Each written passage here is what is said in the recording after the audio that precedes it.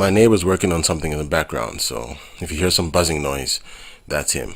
Don't know what the fuck he's doing over there. Anyways, it's good to be informed about what's going on in the world, what the U.S. government's doing, what the mainstream media is doing, what the liberals are doing, but don't oversaturate yourself with that kind of nonsense, because life's about balance. Life and its constituents are good and bad, or sometimes average. It's not all good, it's not all bad, it's not all average.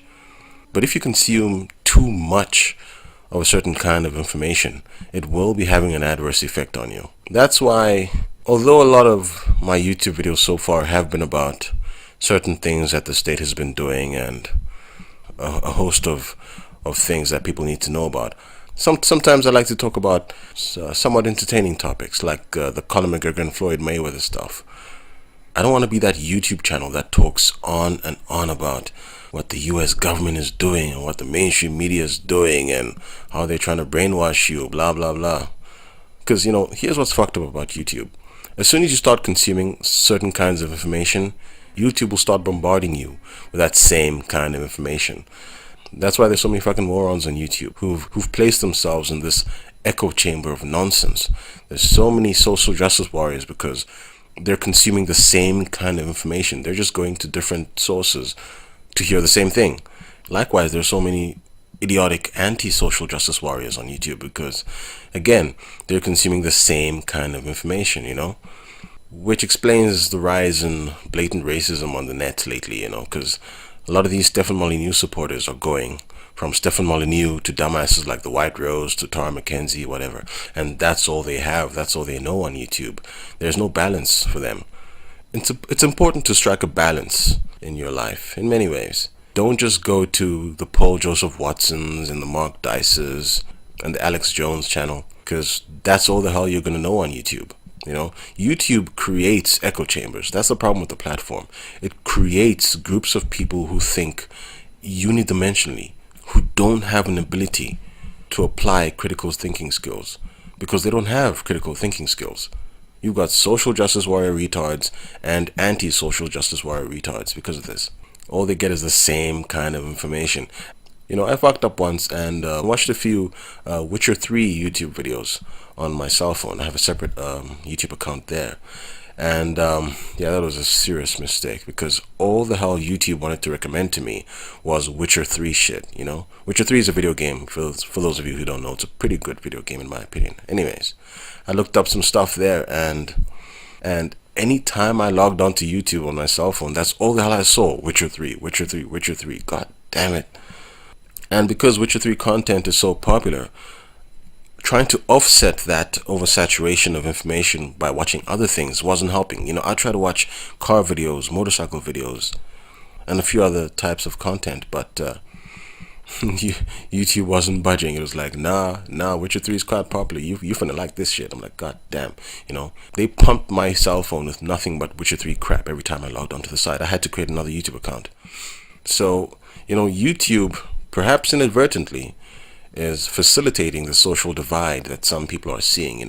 There's a rise of very blatant racism on YouTube now because a lot of these losers who hide themselves in dark corners of the net are feeling emboldened now by losers like Stefan Molyneux spreading their bullshit on the net.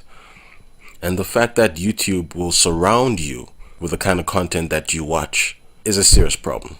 It leads to people who just do not have the ability to look at things rationally, to say, okay, what is this person saying and what is this person saying? Let me draw a logical conclusion from this information. A lot of people just aren't doing that because they can't do that. And it's certainly not being helped by a lot of these YouTubers who just want to make money, Money is a problem, man. I mean, YouTube is a platform to make money. Yeah, that is true. But if yours is a YouTube channel which at least claims to espouse the truth, to open people's eyes, whatever, then you can't be about doing things for the sake of making money. Look at Paul Joseph Watson or Mark Dice. What do? Look at these liberals. Look at these dumbass liberals. Look at what these liberals are doing. Non-stop bashing of liberals. And how much bashing do they do of the state? Not that much. So it's just about the liberals, and how dumb they are, because that's what gains views. And I refuse to hop on that kind of bullshit bandwagon. My channel would be progressing much more quickly had I been doing the shit that they're doing, but you're effectively selling out because you're pushing your content in a direction to make money. And just that, you see, telling the truth then becomes what? Secondary to that fact. Because there are a lot of things that are going on with conservatism that should be exposed as well. But a lot of popular YouTubers aren't doing because that probably won't make them as much money and they'll lose some subscribers. I mean, Paul Watson knows that a lot of his subscribers are the ignorant, closed-minded, racist morons from Stephen Molyneux's channel and Rage After Storm. Speaking of which, I think I'll make a video about her and debunk some of the bullshit lies she's been peddling, especially that IQ stuff. It's complete garbage. Anyways, Paul Watson knows that a lot of his subscribers are those kinds of imbeciles. So, following what happened with Rage After Storm and her embarrassingly racist self-expose, a lot of YouTubers just aren't touching it, you know? They're staying the hell away from that kind of stuff because they don't want to be seen as promoting that stuff, and at the same time they don't want to criticize it too much because that'll hurt their subscriber base. It's hilarious. So anyways, it's good to surround yourself with a multiplicity of sources from which you can deduce a functional perspective on the world, and don't just consume one kind of information because that's not going to be good for you. Let me give you an example. If you have been consuming a lot of anti-liberal information on YouTube, if you've been going to channel after channel watching things exposing the liberals, when it's really just the state that's pushing this stuff. It's not the liberals, it's the state. Look at what YouTube did lately.